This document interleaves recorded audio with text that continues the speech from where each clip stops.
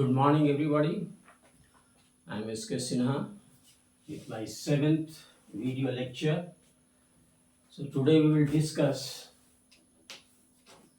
radiation terminology and radiation laws.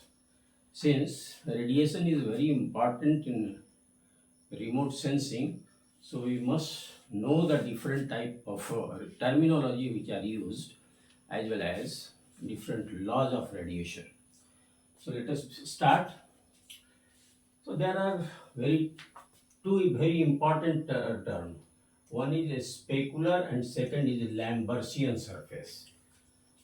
And in between there is another term that is called semi-diffused. तो ये क्या है, specular reflection क्या है और लैम्बर्शियन रिफ्लेक्शन क्या है या लैम्बर्शियन सरफेस क्या है और उनके बीच का एक सिचुएशन है दैट इज सेमी डिफ्यूज्ड, ये क्या है। तो स्पेकुलर रिफ्लेक्शन बिल्कुल मिरर लाइक रिफ्लेक्शन है। ये अगर इंसिडेंट रे है तो ये रिफ्लेक्टेड रे हुआ और angle of incidence equals angle of reflection. तो एक हो सकता है ये कंडीशन है, दिस आइडियल कंडीशन, कि कोई भी सरफेस है ग्राउंड सरफेस, उससे जो रिफ्लेक्शंस हो रहा है रेडिएशन का बिल्कुल मिरर लाइक रिफ्लेक्शन हो रहा है। तो इस तरह का अगर है तो इसको कहते हैं हम लोग specular reflection. Second one is known as Lambertian reflection या इसको डिफ्यूज्ड भी हम लोग कहते हैं। तो इस तरह के जो सरफेसेस हैं इसमें जो रेडिएशंस हैं ये रिफ्लेक्ट होते हैं in all the directions uniformly. आप इसमें जैसे देखें ये सब जो एरोज हैं ये डिफरेंट डायरेक्शंस को दिखला रहा है और ये इंसिडेंट रे है, this is incident ray, incident,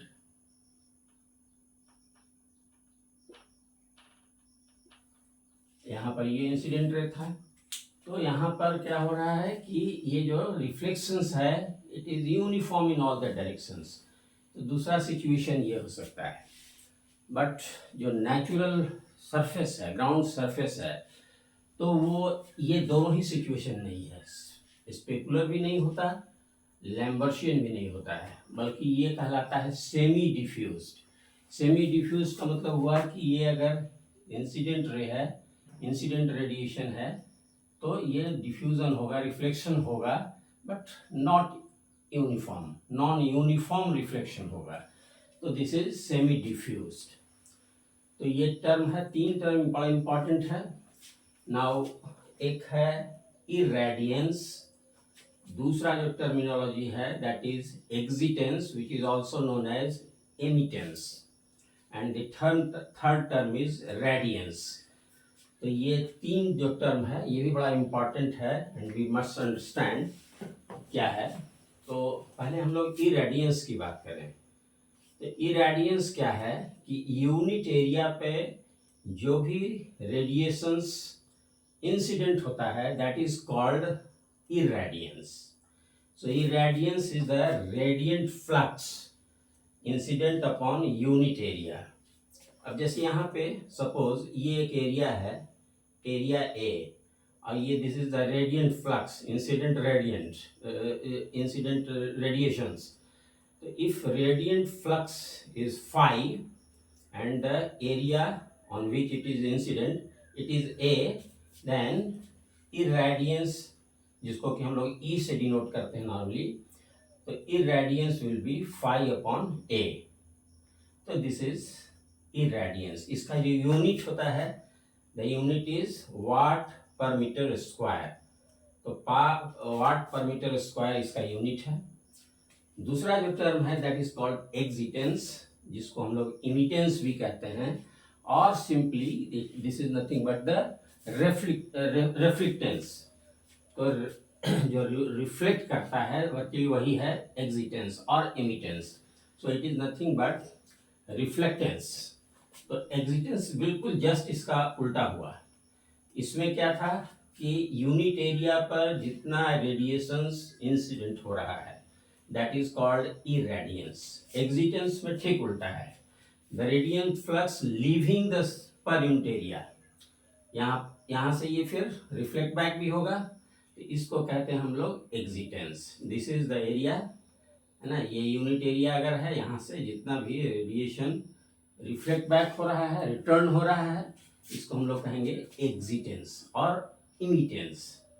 तो ये this is the radiant flux leaving a surface per unit area, और इसका भी यूनिट सेम है, जैसे ये रेडियंस है बिल्कुल उसी तरह से इसका भी है, वाट पर मीटर स्क्वायर। तीसरा जो टर्म है दैट इज कॉल्ड रेडियंस। तो रेडियंस में क्या है कि radiant flux per unit solid angle in A given direction per unit area, है ना।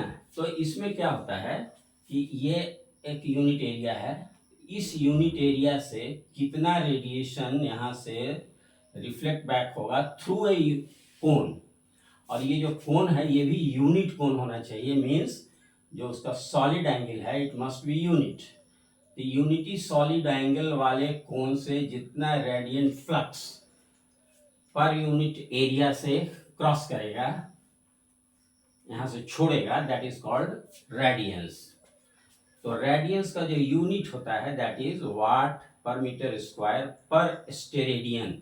Steradian is the unit of this solid angle, so the unit of this radians is watt per meter square पर steradian. तो ये तीन terminology है जो कि बड़ा इंपॉर्टेंट है। अब हम लोग थोड़ा सा ब्लैक बॉडी का कॉन्सेप्ट ले लें। तो रेडिएशन में this concept of black body is very important. तो ब्लैक बॉडी एक्चुअली एक हाइपोथेटिकल रेडिएटर है। हाइपोथेटिकल रेडिएटर कहने का मतलब ये हुआ कि नेचर में कोई भी ब्लैक बॉडी नहीं है, या रदर इस यूनिवर्स में भी हम कहें तो ट्रू सेंस में ब्लैक बॉडी नहीं है। तो ब्लैक बॉडी का कंसेप्ट एक्चुअली क्या है कि black body is a hypothetical radiator that totally absorbs and re emit all energy incident upon them. तो जो भी रेडिएशन किसी भी बॉडी के ऊपर अगर आता है तो part of it is being reflected, part of it is being absorbed and part of it is transmitted। तो तीनों चीज होता है, यानी कि रिफ्लेक्टेंस भी हो सकता है, ट्रांसमिटेंस भी हो सकता है एंड एब्जॉर्बटेंस भी हो सकता है, तीनों चीजें होंगी। तो ब्लैक बॉडी में एक्चुअली क्या होता है कि reflections will be zero, transmittance will be zero and absorbtance will be unity. यानी जो ब्लैक बॉडी है, जो उसका हमने बताया कि दिस इज हाइपोथेटिकल रेडिएटर, तो उसमें पूरा का पूरा जो रेडिएशन है, जो भी इंसिडेंट रेडिएशन है, totally it is absorbed by the body. तो इस तरह का अगर सिचुएशन है इसको हम लोग ब्लैक बॉडी कहते हैं। On the other hand there is another radiator that is white body. तो व्हाइट बॉडी में क्या होगा, बाकी ये दोनों फैक्टर्स जीरो होंगे, यानी रिफ्लेक्टेंस ही 100% होगा, 1, माने तीनों को मिला करके अगर हम लोग यूनिटी कहें, 1 कहें, जैसा कि ग्रे बॉडी में होता है, इस पर हम लोग आएंगे। तो पहले व्हाइट बॉडी में क्या हो रहा है, रिफ्लेक्टेंस विल बी 100% यानी 1, and these two transmittance and absorbtance ये दोनों जीरो होगा। तो नेचर का, अर्थ सरफेस का स्पेशली कोई भी फीचर है, neither it is a black body not a white body but in between the two, उसको कहते हैं हम लोग ग्रे बॉडी। तो ग्रे बॉडी में ये तीनों रिफ्लेक्टेंस, जिसको रो से डिनोट करते हैं, ट्रांसमिटेंस टाउ से, और ये जो एब्जॉर्बटेंस है that is gamma, sorry alpha. तो ये rho plus tau plus alpha is equal to 1। तो ये तीनों ही होगा। कोई भी ग्रे बॉडी है तो कुछ पार्ट रेडिएशन का वो रिफ्लेक्ट करेगा, कुछ पार्ट जो है उसके बॉडी के अंदर ट्रांसमिट होगा और कुछ एब्जॉर्ब भी होगा। तीनों मिला करके जो टोटल है वो 1 मानेंगे हम लोग। तो these are different terminology related to radiation. अब हम लोग आएंगे जो कुछ इंपॉर्टेंट लॉज हैं रेडिएशन के। जैसे पहला लॉ है प्लैंक्स लॉ। तो प्लैंक्स लॉ क्या कहता है कि the spectral exitance of a black body is low for very short and very long wavelengths. It reaches the maximum value for some wavelength in between depending upon the temperature of the black body. Higher the temperature higher is the एग्जिटेंस।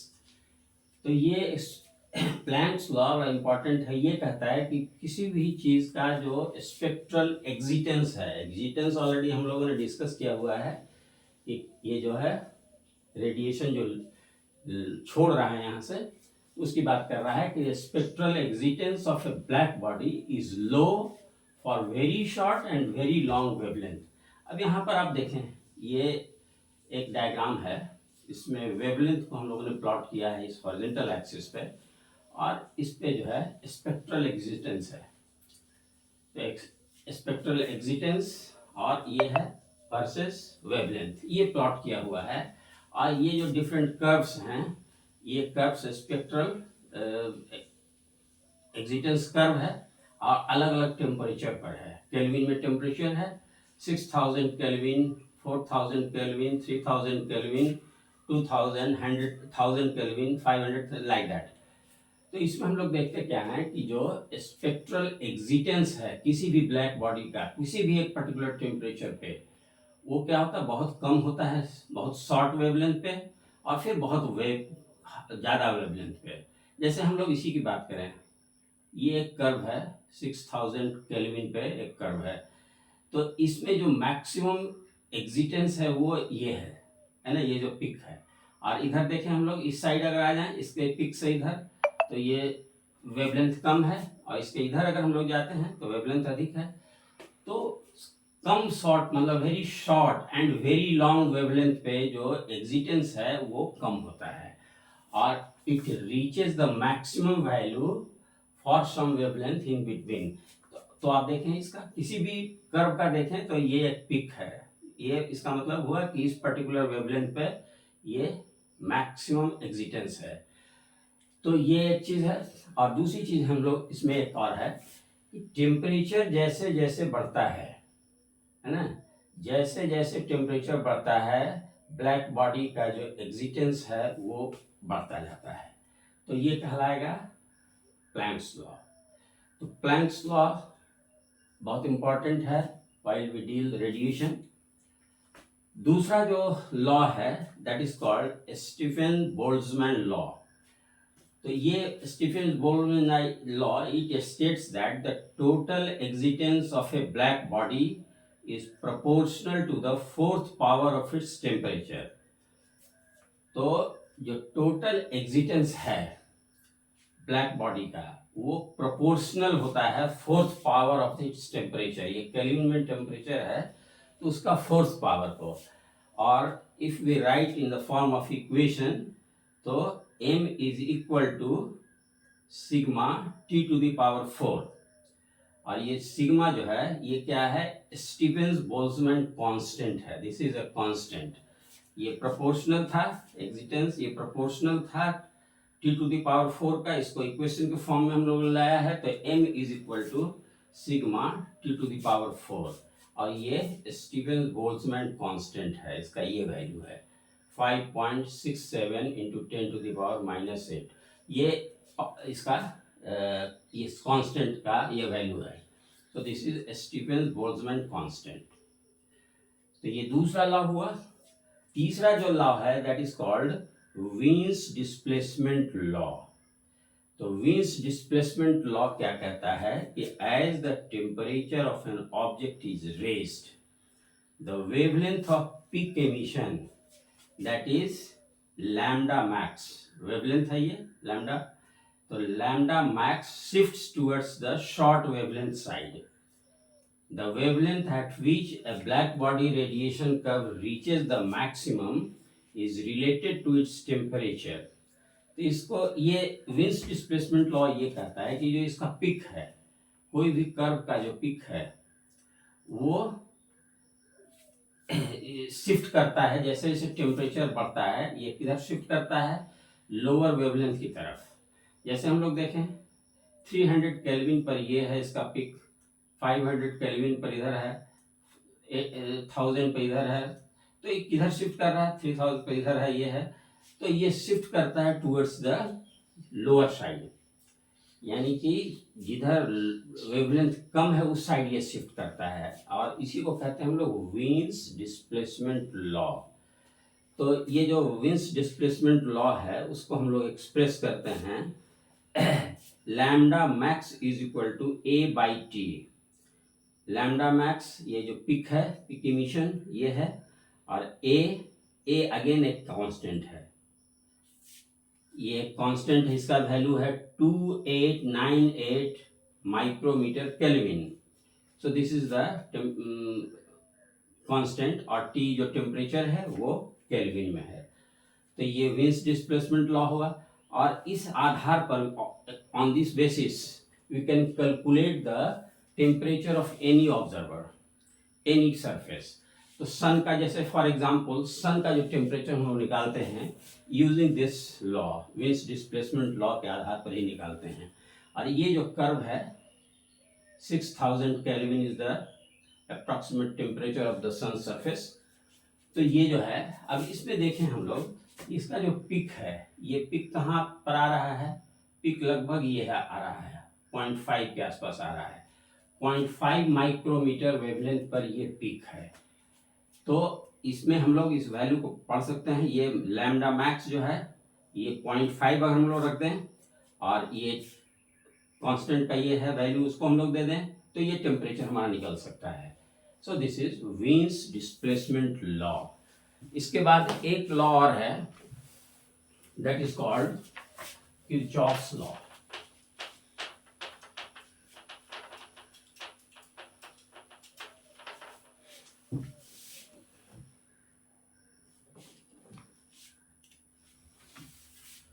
Fourth law is Kirchhoff's law.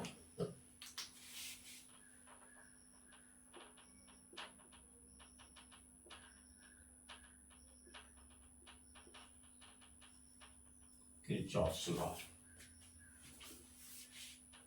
Double F. Kirchhoff's law. ये Kirchhoff's law है, ये कहता है कि जो ratio है, ratio of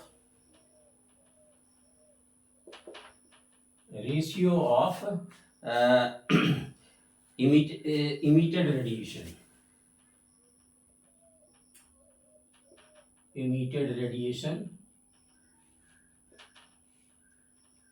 to absorbed radiation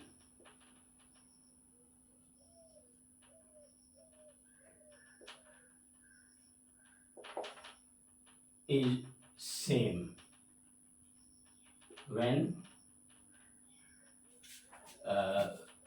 same at the same temperature. तो ये लॉ ये कहता है कि जो इमिटेड रेडिएशन है और एब्जॉर्ब्ड रेडिएशन है, इसका जो रेशियो है पर्टिकुलर टेम्परेचर पे, ये हमेशा सेम होता है किसी भी ब्लैक बॉडी के लिए। तो ये इम्प्लाइड मीनिंग ये है कि जो बॉडी जितना ज़्यादा एब्जॉर्ब करेगा रेडिएशन को, वो फिर उतना ही इमिट करेगा। तो सिंपल सा है, ये किरचॉफ्स लॉ का प्रिंसिपल ये है, या लॉ ये कहता है कि अगर कोई बॉडी बहुत अच्छा एब्जॉर्बर है तो वो उतना ही अच्छा इमिटर होगा।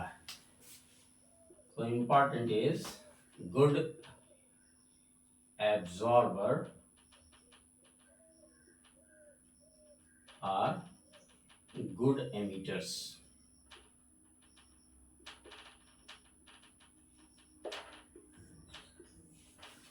So this is Kirchhoff's law. So these are the 4 important laws of radiation. So today is the end of this lecture. Thank you very much.